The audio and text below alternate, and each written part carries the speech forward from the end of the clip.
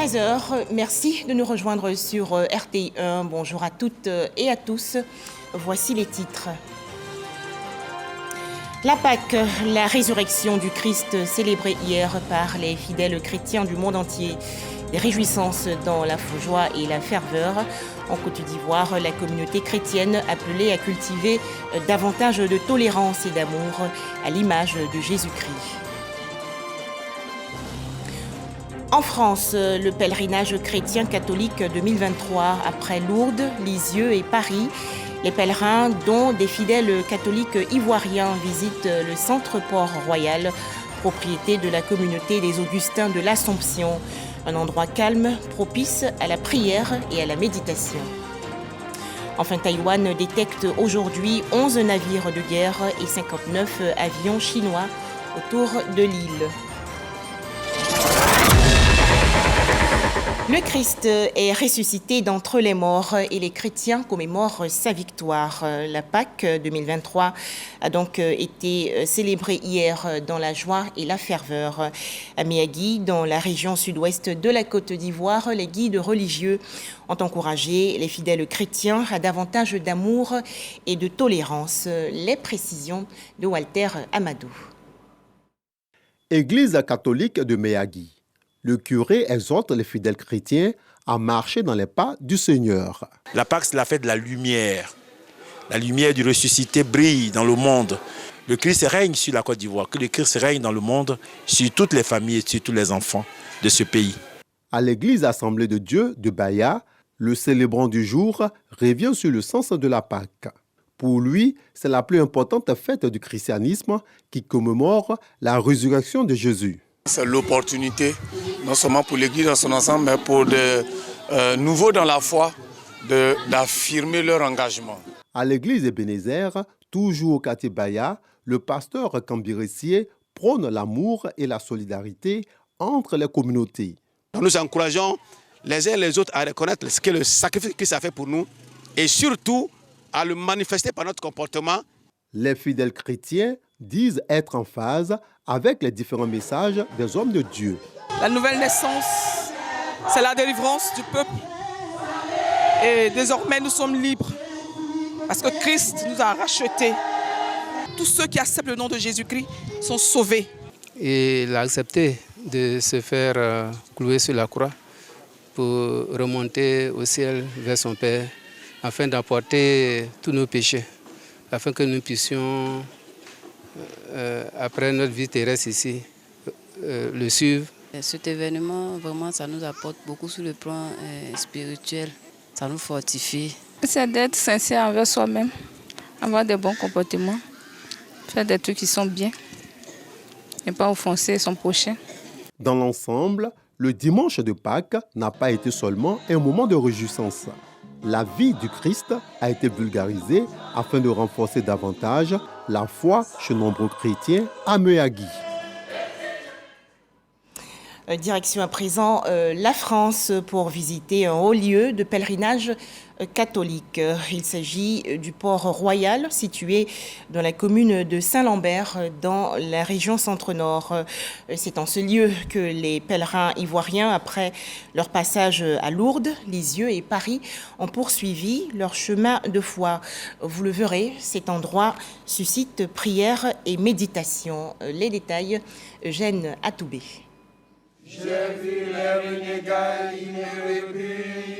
L'aude est vocation d'expérience personnelle à la lumière de leur baptême et de leur foi. Je vous demande pardon pour prier pour ceux qui ont perdu leur unique. Intense moment d'émotion dans la salle Racine du centre Port-Royal en banlieue parisienne, où les pèlerins, conduits par le groupe NDS, se sont retrouvés pour un temps de partage, sous la direction de 3 prêtres accompagnateurs. Les uns ont rendu témoignage de ce qu'ils portent comme fardeau et transporté d'Abidjan à Paris, passant par Lourdes et Lisieux. Les autres se sont fait les témoins de l'expérience avec Marie dans la joie de leur conversion. C'est pourquoi j'ai été appelée par la Vierge Marie. J'ai eu ces 2 réponses et ces 2 grâces. J'ai eu 2 miracles d'une personne paralytique qui s'est agrippée à moi, et je dirais même qui a marché devant tout le monde. Et le deuxième message est qu'une vieille encore handicapée qui s'est agrippée à moi pour m'amener vers l'autel pour la communion. Donc je dis que j'ai eu cette grâce et je remercie la Vierge Marie. Les grâces que nous avons reçues, que ces grâces puissent impacter la population et nos prochains. Au niveau de la Côte d'Ivoire et de la sous-région, nous prions que le Seigneur nous donne les moyens spirituels pour que dans nos petites prières, nous puissions porter l'Afrique en général au cœur sacré de Jésus par l'intercession de la Sainte Bernadette et de la Très Sainte Vierge Marie. Le centre Port-Royal dans la commune de Saint-Lambert-des-Bois, non loin des villes de Saint-Quentin et voisin le Bretonneux en Yvelines à l'ouest de Paris, est une escale dans l'itinéraire de pèlerinage élaboré par les responsables de l'antenne Côte d'Ivoire de l'association Notre-Dame de Salut sur proposition du comité de Paris. Il offre de par son cadre verdoyant, enchanteur et pittoresque, l'occasion aux pèlerins de poursuivre leur ressourcement spirituel par la méditation et le silence. Si le centre Port-Royal donne l'impression d'être en contact avec Dieu par l'intercession de la nature, il reste ouvert à la fois à tous les groupes de pèlerins, groupes de personnes et associations à la recherche du cadre idéal pour leur rencontre. Le bénéfice, c'est de se trouver dans un lieu préservé par Dieu, avec de la sérénité, un lieu où on se sent bien. Il commence à être difficile d'avoir de la place. Certains clients réservent 1 an à l'avance pour pouvoir être accueillis au centre Port-Royal. Il y avait des moines bénédictins qui ont fondé ce lieu. Comme les moines bénédictins sont décédés les uns après les autres et qu'il ne restait plus que 2, ils ont cherché des successeurs, ils ont demandé à l'Assomption de venir prendre la relève. Et nous avons, après réflexion, accepté cette proposition. Et c'est comme ça que la communauté assomptionniste est arrivée à Saint-Lambert ici, avec 3 objectifs. Le premier axe, c'est l'œcuménisme. Le second, c'est la rencontre avec les scientifiques. Et le troisième axe, c'est l'Église au milieu du monde professionnel. Les gens sont ramenés à quelque chose d'intérieur sur le sens de leur vie, sur le rythme de leur vie, sur la beauté de leur vie. Voilà. Et ça peut apporter un supplément d'âme. Le centre Port-Royal avait accueilli des pèlerins de l'association Notre-Dame de Salut Antenne Côte d'Ivoire l'année précédant la survenue de la pandémie à coronavirus. C'était en 2018. 4 ans plus tard, ils y sont revenus. Pour la majorité d'entre eux, c'est une découverte. Seuls quelques-uns du groupe avaient idée de ce que leur présence en cet endroit unique à Paris et propriété des Augustins de l'Assomption était une plus-value. Une présence également propice au recueillement, à la méditation et à la prière. Le centre Port-Royal est le reflet de la spiritualité des Augustins de l'Assomption, selon l'esprit de Saint-Augustin qui a inspiré son fondateur, le père Emmanuel d'Alzon. Il propose avant tout de travailler par amour de Christ, à l'avènement du règne de Dieu en nous et autour de nous. On aime le monde, comme le Christ a aimé le monde, comme Dieu aime sa création. On essaye d'aimer le monde et d'apporter ce que le Christ apporte au monde. Alors c'est vraiment le Christ qui est au centre de notre vie, de notre recherche et de ce que nous pouvons apporter, j'espère, aux uns et aux autres. Notre spiritualité, aimer le Christ, aimer Marie, aimer l'Église. Et ça nous conduit vraiment vers les autres. Lourdes dans les Hautes-Pyrénées, Lisieux en région normande, sur les pas de Sainte Thérèse de l'Enfant Jésus, le centre Port-Royal et la chapelle Notre-Dame des Anges, dans le 6e arrondissement à Paris, les lieux d'accueil des pèlerins de l'association Notre-Dame de Salut. Des signes manifestes de la volonté des responsables de ANDS Côte d'Ivoire de susciter chez les pèlerins l'engagement à mettre Jésus-Christ au centre de leur vie, à le suivre dans la foi, l'espérance et la charité, comme lui, témoin de l'amour du Père et solidaire des hommes. Comme les religieux et les laïcs de la famille assomptionniste, des hommes de foi, des hommes en phase avec leur époque. En Côte d'Ivoire, des réjouissances dans la région centre dans le cadre de la Pâques 2023. En effet, 2 villages, notamment à Sangoukan et à Lomabo, ont été mis récemment sous tension électrique. Cérémonie en présence des élus et cadres de la région de Bouaké. Les précisions de Boubacar Silla et Kader Sogodogo de RTI Bouaké. Le premier dimanche suivant l'équinoxe de printemps consacre dans le monde la célébration de Pâques, fête chrétienne qui commémore la résurrection du Christ d'entre les morts. En Côte d'Ivoire, cet événement à portée mondiale ne laisse pas indifférent les populations du centre du pays. Pakinou. Cette célébration marque dans le village à Baoulé une occasion de se retrouver afin de jeter ensemble les bases du développement du terroir commun. À Assengoukan et à Lomabo, 2 villages de la commune de Boaké, l'on célèbre la fête de la lumière. Une cérémonie festive à l'occasion de la mise sous tension électrique des 2 bourgades qui sortent ainsi de l'obscurité après plus de 40 années d'attente grâce à la mutuelle de développement et Blassou et le soutien du programme national d'électrification rurale PRONE. Un programme qui vise à électrifier tous les villages de plus de 500 habitants. Depuis des années, on attendait même le courant. Donc aujourd'hui, avec cette fête de lumière, nous sommes très contents. Aujourd'hui, c'est pourquoi toute la population, ceux qui sont dans la brousse, n'importe où ils sont, Abidjan, Boaké, nous sommes tous réunis ici aujourd'hui pour pouvoir faire cette fête. C'est pour l'occasion de remercier le président de la République. Aujourd'hui, Dieu merci, depuis 2022, tous les 8 villages sont électrifiés. Nous avons eu un centre de santé, une maternité. Nous avons ouvert toutes les voies des villages. Il y a eu même 2 ou 3 écoles qui ont été construites. Tout ça, ça met à l'actif du président qui a donc créé ce climat de paix-là, qui aujourd'hui permet le développement. La représentante du ministre des Transports, Amadou Koné, parrain de la cérémonie, exhorte la population à l'entente, à la cohésion sociale et à la paix, des valeurs inhérentes à tout développement harmonieux et durable. Je lance un appel à tous les cadres de ramener le développement dans leur village. Et comme le président Alassane le dit, il a besoin d'une Côte d'Ivoire solidaire. Créée en 2014, la mutuelle de développement et Blessou œuvre pour l'amélioration des conditions de vie des populations des 8 villages que compte la tribu Bungé. La fête de la lumière à Assengoukan et à Alomabo a été marquée par une sensibilisation des populations sur la sécurité routière avec une distribution de casques. La communauté musulmane de son côté poursuit le jeûne du mois sacré de Ramadan. Les fidèles musulmans de Yamoussoukro dans la région centre ont donc reçu il y a quelques jours des vivres, un don du président du Sénat, Jano Aoussou Kouadio.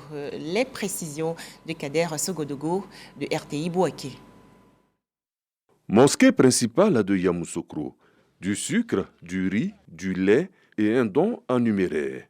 C'est le soutien du président du Sénat à la communauté musulmane de la capitale politique en cette période de jeûne du Ramadan. Le président du Sénat, qui aurait bien voulu être là lui-même, parce qu'il est un fils de Yamoussoukro et qu'il dirige l'institution qu'est le Sénat, dont le siège est à Yamoussoukro. Il ne pouvait pas ne pas soutenir ses parents musulmans dans cette période de jeûne. Générosité, partage. La communauté musulmane de Yamoussoukro apprécie la démarche de Jano Aoussou Kouadio. Qui te dit jeune musulman, carême chrétien, c'est l'adoration de Dieu. Celui qui soutient les ministres de culte, ce Dieu l'a soutenu. Donc le don nous va droit au cœur. Des prières pour le chef de l'État, pour le donateur et pour la paix en Côte d'Ivoire ont été formulées à l'issue de la remise de dons. Ramadan 2023 en Côte d'Ivoire. Des vivres ont également été offerts récemment à la communauté musulmane de l'Indénié Duablin dans la région Est. Un don du Conseil régional de l'Indénié Duablin. Les précisions de Herman Niamia. Le Conseil régional de l'Indénié Duablin active son volet social pour apporter son soutien à la communauté musulmane de la région en cette période de jeûne musulman. 220 sacs de sucre de 25 kg l'unité, plus des sommes en espèces, et 70 sacs de riz de 25 kg l'unité, le tout évalué à 6 millions de francs CFA. C'est le don fait par le Conseil régional à la communauté musulmane de l'Indénié Duablin. Nous sommes dans un mois important pour la communauté musulmane.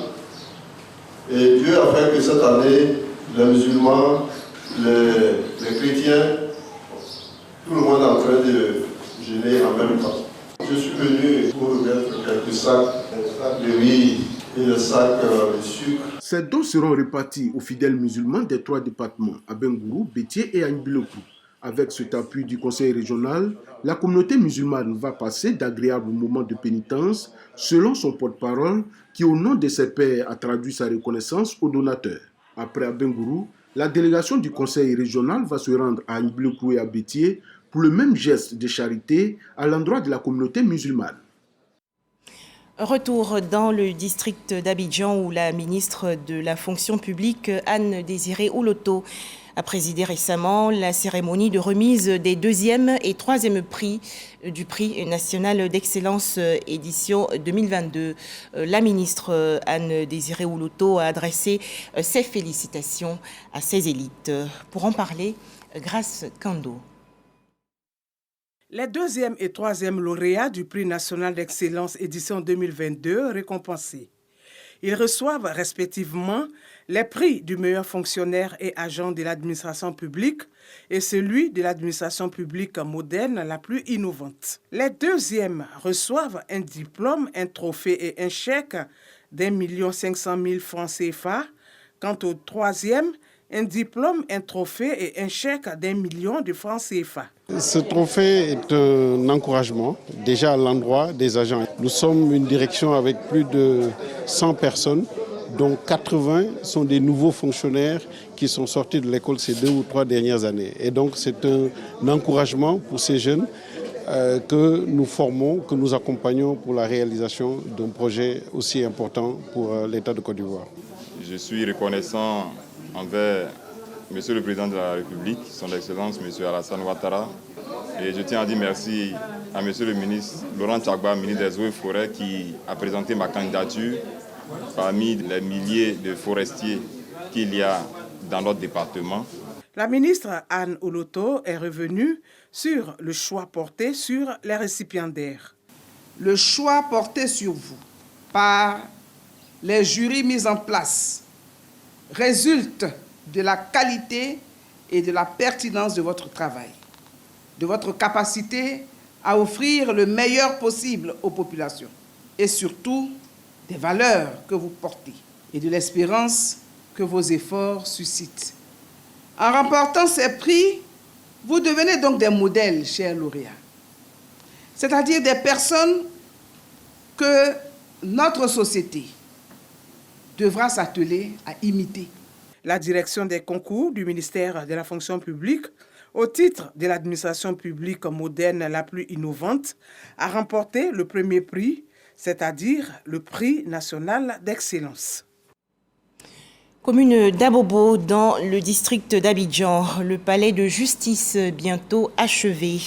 À 5 mois de la livraison de l'ouvrage, une équipe du ministère de la Justice a visité le chantier. Ses responsables annoncent un taux de réalisation des travaux de 75%. Les explications détaillées de Khalil Diomandé et Sephora Zegui. Démarrés depuis 2007, les travaux de construction du palais de justice d'Abobo ont accusé un grand retard en raison de plusieurs réajustements budgétaires et techniques intervenus dans le cadre du projet, dont l'adaptation de l'infrastructure aux personnes à mobilité réduite. Finalement, l'édifice est attendu pour la rentrée judiciaire 2023. Il faut donc aller au pas de charge. Sur instruction du garde des Sceaux, ministre de la Justice et des Droits de l'Homme, le directeur de cabinet Bernard Kwasi vient s'imprégner de l'ampleur des travaux réalisés. Très satisfait de l'avancée des travaux. Nous constatons qu'aujourd'hui, on a presque 75% du taux de réalisation. Aujourd'hui, on voit qu'on est pratiquement dans les travaux de finition. On attend la fin des travaux normalement pour fin août 2023. Donc j'ai eu un entretien avec les différents responsables du chantier et je les ai encouragés, sur instruction du garde des Sceaux, à faire tout pour respecter les délais contractuels qui ont été convenus ensemble. Tous ici, on s'attelle à respecter le délai parce que c'est ce qu'on peut faire. On va forcer, on va mettre le bouchée double pour pouvoir arriver au résultat. La construction du tribunal de première instance d'Abobo repose sur 2 enjeux majeurs. Rapprocher l'instrument judiciaire des résidents et désengorger le tribunal du plateau. Les affaires qui sont à Bobo, qui vont pour le moment au plateau, vont être jugées désormais à Bobo. Donc ça va permettre de réduire un peu le volume d'affaires traitées au plateau. Ce tribunal va avoir dans son ressort territorial de grandes cités, notamment la ville d'Anyama, qui sera rattachée au tribunal d'Abobo, et ça fait quand même une population assez importante. Bâti sur une superficie de plus d'1 hectare, le palais de justice d'Abobo comprend 4 grands bâtiments, 126 bureaux magistrats, 6 salles d'audience, 8 violons, un centre médical et un parking d'une capacité de 200 véhicules. Le tout pour une enveloppe estimée à plus de 13 milliards de francs CFA, financée par l'État de Côte d'Ivoire. Dikodougou et Sinématiali, 2 localités situées dans la région nord du pays. Leurs hôpitaux généraux vont bientôt bénéficier d'un service de radiologie et d'une maternité. Fidel Sarasoro, le directeur de cabinet de la présidence de la République, a donc procédé il y a quelques jours au lancement de ces projets de construction. Les précisions de Ami Sissoko. Bonne nouvelle pour les populations de Dikodougou et Sinématiali. Les hôpitaux généraux de ces 2 départements seront réhabilités et dotés chacun de nouveaux services. Entre autres, une maternité, un centre de radiologie tout équipé et une station d'épuration des eaux usées. C'est le ministre directeur de cabinet du président de la République, Fidel Sarasoro, qui a lancé les travaux dans ces 2 localités au grand bonheur des populations. Monsieur le ministre, nous sommes admiratifs devant votre vision solidaire et pragmatique du développement et la matérialisation constante de cette vision par des actions concrètes et visibles sur le terrain, tant dans la région du Poro que dans les autres régions du pays. Ce projet, qui s'inscrit dans le cadre du programme présidentiel dédié à l'amélioration des systèmes de santé, pour un coût global de 1000 milliards de francs CFA, permettra de renforcer les plateaux techniques et de contribuer à l'exploitation optimale de ces 2 hôpitaux, selon le représentant du ministre de la Santé, de l'Hygiène publique et de la couverture maladie universelle. Monsieur le ministre a permis que vous ayez une salle spécialement dédiée à la césarienne. Il y aura aussi des salles de consultation et parmi ces salles de consultation, vous aurez une salle dédiée à l'échographie. En plus de ça, nous avons des bâtiments pour incinérer les déchets. Nous avons le renforcement du système électrique par la pose d'un poste transformateur. Il y aura une station d'épuration des eaux usées. En 2022, le parrain de la cérémonie, le ministre Fidel Sarasoro, a fait don, entre autres, d'ambulances, de lits d'hospitalisation et de plusieurs matériels pour blocs opératoires aux hôpitaux de Dikodougou, Sinématiali et Korogo. Il a exprimé tout le soutien du gouvernement aux populations. Un volet important du programme du gouvernement Côte d'Ivoire solidaire, c'est celui de la santé. Les investissements importants qui sont réalisés dans ce domaine, en termes d'infrastructure, en termes d'équipement, en termes de formation. Aujourd'hui, nous sommes fiers. Nous sommes fiers lorsqu'on va dans une localité et qu'on voit qu'il y a des ambulances, qu'on voit qu'il y a des équipements de dernière génération. Et cela, ce sont des acquis de notre gouvernement. Ces travaux de réhabilitation des hôpitaux généraux de Dikodougou et Sinématiali dureront 10 mois. Tous ensemble, faisons reculer le coronavirus.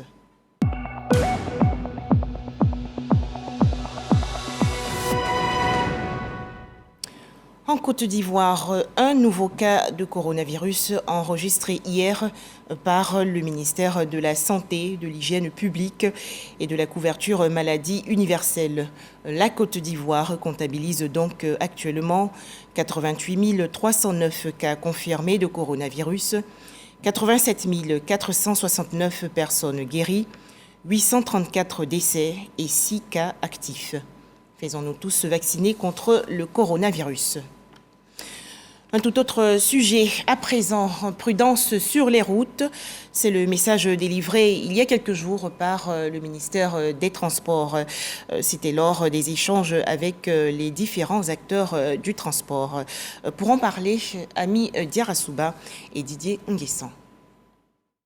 Une quarantaine de transporteurs instruits sur l'incivisme routier et au fonctionnement du permis à points par le ministère des Transports. Ces entreprises structurées sont exhortées à sensibiliser leurs chauffeurs afin de réduire le nombre d'accidents sur la route, surtout en cette période pascale et de début de saison pluvieuse. Moi, en tant que promoteur de taxi, j'ai perdu au moins deux taxis par rapport à l'excès de vitesse. Donc vous comprenez, quand on parle de l'incivisme aujourd'hui, c'est très important. Sur la route, vraiment, discipline d'arrivée, bon, on roule doucement. On essaie d'aller mollo pour respecter les feux, les accidents. Les professionnels du transport routier s'approprient le projet de civisme sur les routes. Nous avons été instruits sur un certain nombre de dispositions que l'État a prises pour que nous, en entreprise, nous puissions prendre le relais en échangeant avec nos conducteurs. Et il était important de venir aujourd'hui être suffisamment éclairé sur les nouvelles dispositions que l'État prend en matière de sécurité routière. C'est une opération qui engage tous les opérateurs du secteur du transport. Donc, en cela, nous voyons une démarche citoyenne. Donc, la campagne de sensibilisation, aujourd'hui, doit être récupérée, si j'ose le dire, par tous les transporteurs, par tous les chauffeurs. Parce que si la question de la sécurité routière est comprise par tous, il y va donc du fait que nous allons avoir des routes beaucoup plus sécurisées et nous allons avoir des retours sur investissement et en un mot, nous allons avoir la préservation de la vie de nos populations. Étienne Kwaku, conseiller technique chargé de la coordination des actions de sécurité routière, fait des précisions. Au cours de cette séance, nous avons eu à présenter de façon générale la stratégie nationale de sécurité routière mise en place depuis 2021 par le gouvernement, avec les mesures urgentes qui ont été prises depuis janvier, à savoir donc cette semaine dont je viens de parler, et la mise en œuvre du permis à points. Ces aspects ont été développés. Nous avons senti un grand intérêt de la part donc, des dirigeants des grandes entreprises de transport et donc leur attachement à ce que la sécurité routière s'améliore à travers les changements de comportement des conducteurs dont ils ont la charge. Cette rencontre se tient en marge de la 3e édition de la Semaine de la sécurité routière qui se tient du 3 au 10 avril 2023. Toujours en Côte d'Ivoire, la poursuite de l'opération de contrôle et d'inspection des établissements touristiques, notamment les hôtels, restaurants, agences de voyage et autres espaces de loisirs. Le processus a démarré en décembre 2021. À noter que sur 500 établissements touristiques inspectés, 300 sont classés et répondent aux exigences. Les explications détaillées de Godefroy Okambawa. À quelques mois de la tenue de la Coupe d'Afrique des Nations de football en janvier prochain, c'est une bonne nouvelle pour les acteurs du secteur touristique et hôtelier en Côte d'Ivoire. 300 établissements sur 500 inspectés répondent aux exigences et critères en la matière. Un projet assez novateur qui donc permet aux investisseurs aujourd'hui de venir investir dans le secteur de l'hôtellerie, dans tous les secteurs, mais plus précisément dans le secteur de l'hôtellerie. Et donc nous sommes heureux de constater que cette politique marche. Merci encore à M. le ministre du Tourisme et merci au gouvernement. Merci à M. Gandour qui a investi et qui fait confiance une fois de plus à la Côte d'Ivoire. En recevant des panonceaux matérialisant le standing de leur établissement, les opérateurs se réjouissent de l'effectivité de ce process qualité qui devait booster l'attractivité et la destination Côte d'Ivoire et se positionner dans le top 5 africain à l'échéance 2025. Quand il y a la paix et il y a la consolidation des acquis économiques, c'est de telles réalisations qui viennent pour enrichir le tissu économique. Chaque année, un certificat de conformité est établi par l'administration nationale du tourisme après des contrôles et inspections par les agents assermentés. Et les opérateurs entendent faire de la qualité leur marque de service. Dans l'actualité nationale également, la toute première réunion du Conseil régional de l'Agné-Bitsiassa dans la région sud. Objectif, faire le point sur l'exécution du budget 2022 et les grands chantiers de développement pour la nouvelle année 2023. Les explications détaillées de Mahama Traoré. C'est à Tahabo que s'est tenue cette première réunion du Conseil régional de l'Agné-Bitsiassa au titre de l'année 2023. Point essentiel à l'ordre du jour, l'analyse de l'exécution du budget 2022 chiffré à 3,2 milliards de francs CFA. Du bilan dressé par le président du Conseil régional Pierre Demba, il en ressort la construction de plusieurs écoles, centres de santé et la mise en service de nouvelles unités de transformation du manioc dans plusieurs villages. 6 sont actuellement opérationnels dans la région et l'ambition du Conseil régional est d'inaugurer 9 autres d'ici la fin de l'année. Il est aussi prévu la réalisation d'autres projets d'envergure en 2023. Nous avons mis un point d'honneur à développer les activités touristiques dans les prochaines années, voir comment donc, des projets peuvent être initiés à travers un plan de développement que nous allons initier. Mais tout ça ne peut se faire que s'il y a un climat de paix. Donc nous allons également aider donc, les autorités administratives, notamment les préfets et leurs collaborateurs, et nos forces de l'ordre à assurer la paix et la sécurité de nos parents. Donc nous allons investir très prochainement dans l'achat des véhicules pour assurer plus de mobilité. Pour cet exercice, le budget du Conseil régional de Lagné-Bitsiassa s'élève à 3,5 milliards de francs CFA. Les projets en faveur des femmes et des jeunes restent la priorité de ce programme d'action 2023. Enfin, la tension toujours vive dans le détroit de Taïwan. Le ministère de la Défense locale annonce avoir détecté aujourd'hui 11 navires de guerre et 59 avions chinois autour de l'île au moment où Pékin organise des exercices à tir réel pour clore 3 jours de manœuvres militaires. Voilà, c'est la fin de ce journal. Merci de nous avoir suivis et excellent repos à toutes et à tous en ce lundi de Pâques 2023.